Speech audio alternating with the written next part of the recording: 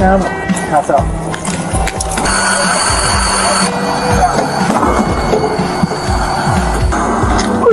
Brother.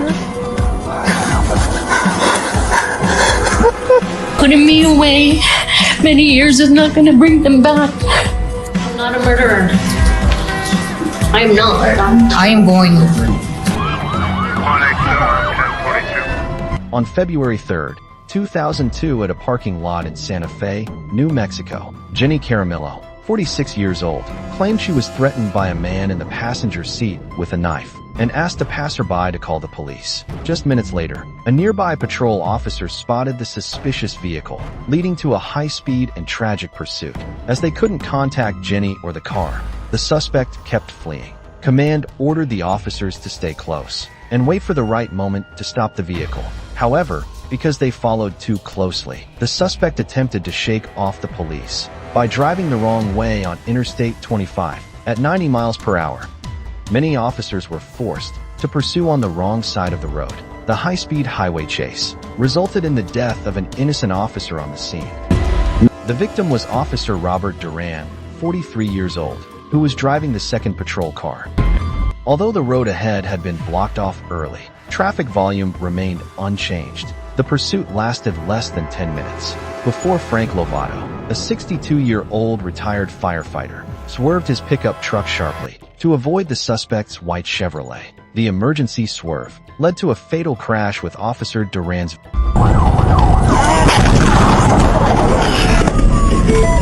Not only was Duran's car hit, but the first patrol car following him couldn't brake in time. Everything was witnessed by fellow officers on the roadside, who immediately reported the situation at the scene.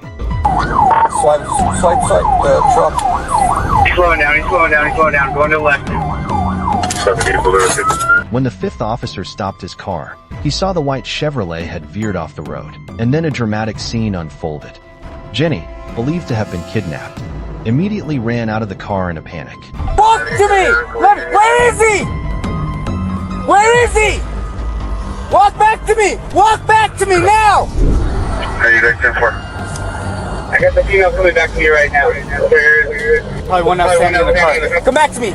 Let me see your hands. Come back. Where is he? What is he? Is he in the car? No, he went that way. Come here. Get down. Get down. Let me check you. Get in the car. Okay. Get in the car. Get in the car.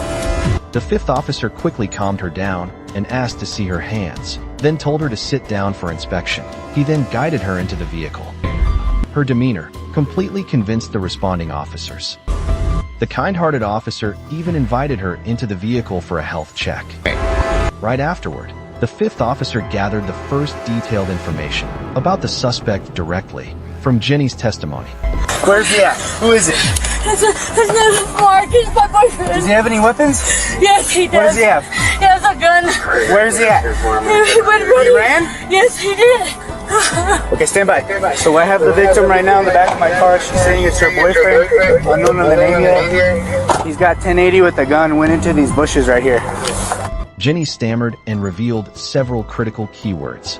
The suspect was her boyfriend. He had run into the nearby bushes. He had both a knife and a gun. He was also the one driving the car. There was gasoline and fire in the car. Extremely dangerous. Jenny wasn't sure if she was injured, and she was in a state of panic. Although Jenny insisted her boyfriend had escaped, many officers already present at the scene noted that they only saw Jenny coming out of the vehicle, which raised suspicions that the suspect might still be inside the car. Apparently there's gas and fire in the car. I didn't see anybody exit besides her, so he may still be in the vehicle.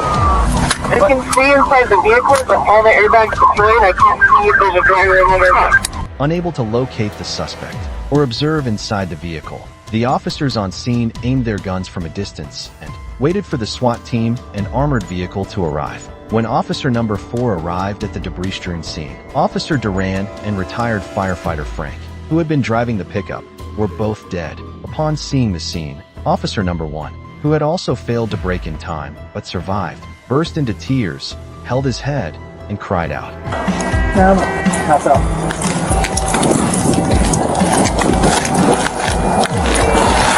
Some water, brother?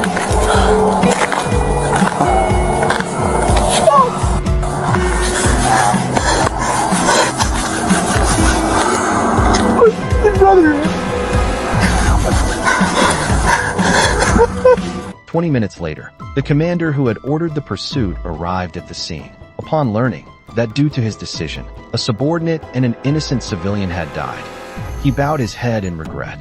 It's a good pursuit. I told you to continue. It's okay. It's a good pursuit. It's done. We don't know if the subject of the vehicle It's all right, buddy. knows what goes on Okay. the road. Yeah, it's on that back side. All right. The information we had is a solid pursuit. So we're moving it back to We didn't do anything wrong. If we could get Zook up here. Half an hour later, after multiple beanbag shots and negotiations, without receiving any response from inside the vehicle, a Panda armored vehicle full of SWAT officers arrived. They moved in to breach it. At close range, the armored vehicle shattered all the windows. There was still no response from inside. A tactical officer threw a flashbang inside. Then the tactical unit advanced toward the Chevrolet, using crowbars to break any visual obstructions. And then, a shocking sight appeared. The interior was completely empty. Cover. I got you. Negative in back seat. Nothing in back. You guys see anything on the front? Move to the front. Move up. Nothing up front. Negative off me. Clear. Vehicle's clear! So what exactly had happened? Could it be that Jenny was telling the truth? The suspect had escaped? No. Shortly after that, the field commander mobilized a large-scale search force. Aircraft, helicopters, and K-9 units were deployed to sweep through all the surrounding brush. What happened next would change the course of the entire case. From the security camera footage at the Santa Fe parking lot, where Jenny first reported the incident, it was clearly shown from start to finish that only Jenny got in and out of the car. There was no second person at all. This meant the entire kidnapping was fabricated. So what was the truth? When investigators summoned Jenny for interrogation, she calmly described everything that had supposedly happened. You're not leaving here. I'm gonna kill you. And how did that make you feel? I was so scared. I was all no. And I started crying and screaming. I was starting to scream and he was punching me so hard in the head that I didn't know what was going on anymore. Where at on your head? I had On the side there? everything was very blurry because I think that the doctor said that I must have got gas in my eye because they had to flush my eyes out. Gasoline. Yeah. Do you remember going the wrong way on the highway? No. Do you remember getting out of the car? I remember a little bit, because like after that I could not see it. I was so scared to even open my eyes. I was scared. However, due to a lack of direct evidence proving that Jenny had filed a false report, police were forced to release her. But the case soon took a turn. The car Jenny was driving was confirmed to be stolen. Data collected from inside the vehicle and fingerprints left behind proved one thing. Look, there was never a second person in the car. Jenny was alone. She had filed a false report. When presented with the evidence, Jenny admitted to her actions. She claimed she had been drinking and using drugs at the time, so her mind wasn't clear and she just wanted a thrill. On December 14th, 2002, during Jenny's final hearing, Judge Mary charged her with 2 counts: first-degree murder, causing serious injury with a vehicle, possession of a stolen vehicle, resisting law enforcement, filing a false report, and reckless driving. When the sentence was read, Jenny showed complete disregard for human. State of New Mexico versus Janine Jaramillo. We find the defendant guilty of murder. To the family, with all my heart. If I could take back that day, I would. I made bad choices. I was on drugs and I was drinking, but I also have my family that I'm hurting. Putting me away many years is not going to bring them back. I'm not a murderer. I am not. I am going. I'm not a murderer. Stop talking, please.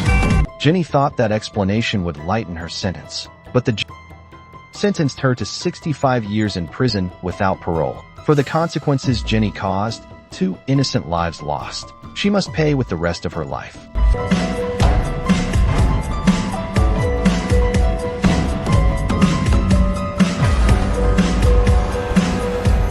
Thank you for watching the video. Please like and follow to stay updated with more interesting